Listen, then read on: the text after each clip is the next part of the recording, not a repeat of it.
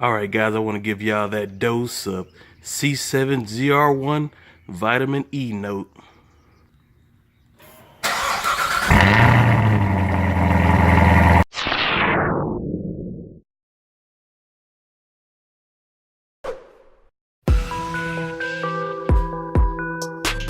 Hello everybody, and thanks for tuning back in. If this is your first time tuning in, my name is AMAX1001, and look at what we have here, these two beauties. And just wanted to let y'all know that I'm still a little bit under the weather, so if my voice sounds weird, you know, that's just how it's gonna be right now. But I would like to thank everybody who has subscribed. I'm almost at 100 subscribers, so woohoo to us.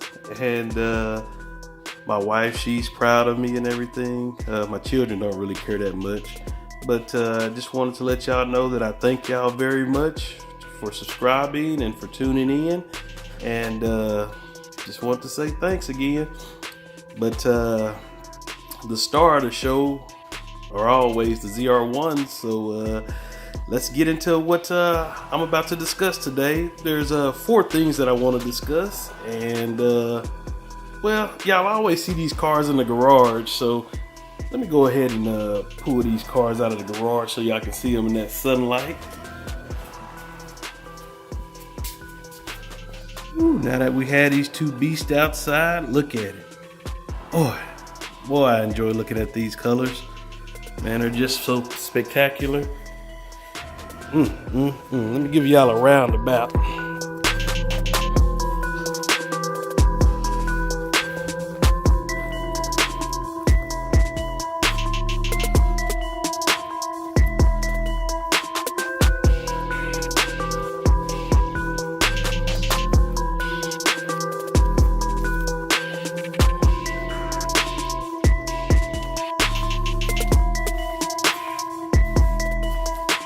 Yeah, I just had to let y'all see that before I got into my topics. The very first topic that I have, it's kind of a pet peeve of mine, and I see it in a lot of Corvette videos, and it always irks me. And this is what it is. This rubber piece here, it's always behind. You see how it's always behind right now? I can't stand it being behind like it is.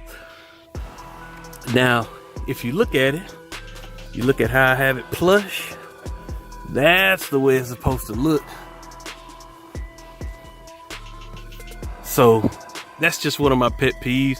If you look at a lot of Corvette videos, you'll see that this is all over here and tucked under.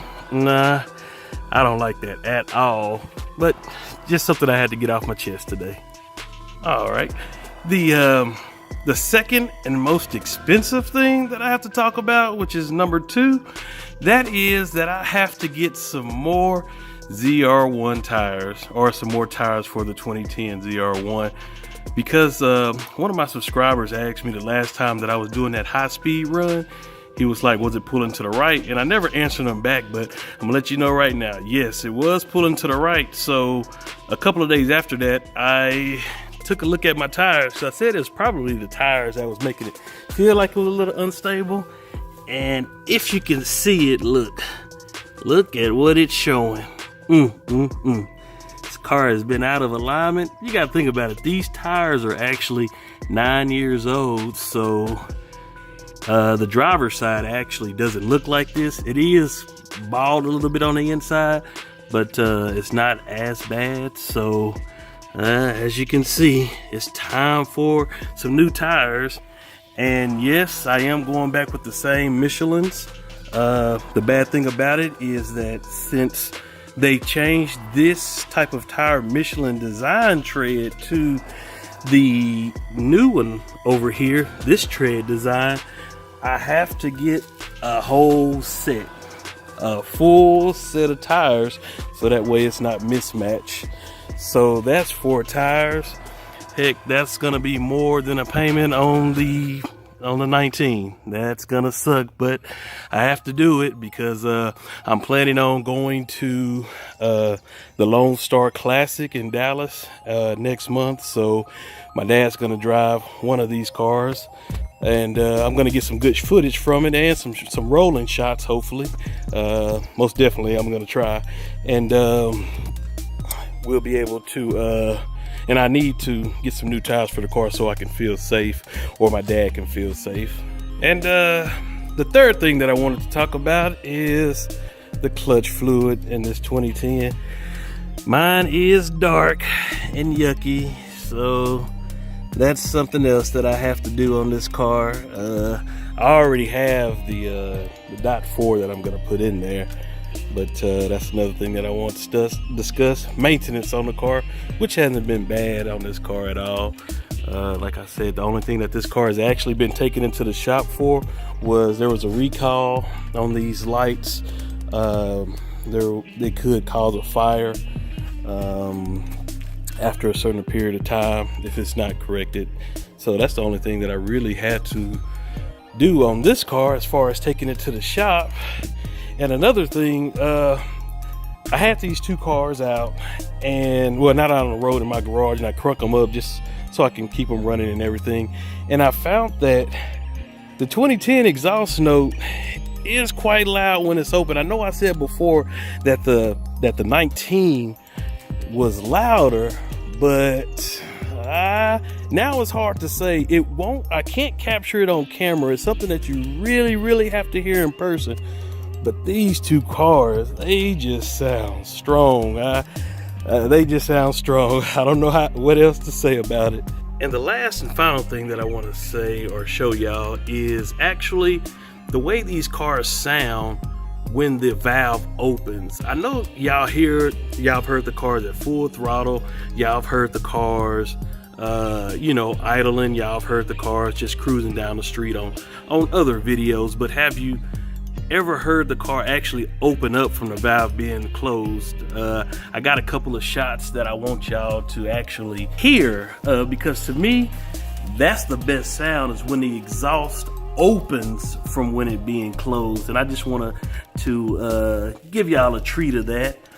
And if y'all can see, actually the C6 does sit lower than the C7. If y'all just wanted to know, it's about 1 inch lower the way that it sits. But here goes the video.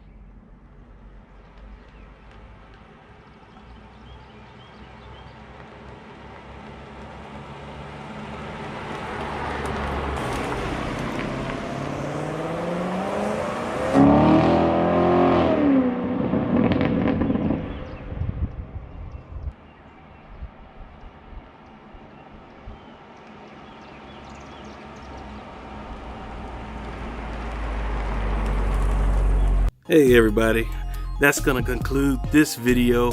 I hope you like everything that I discussed, but I just really wanted y'all to hear those valves open, because man, it just sounds so sweet.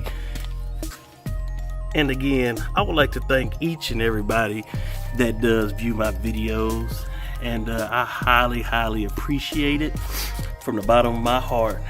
And hey, if you want to see more videos like this, you know my name.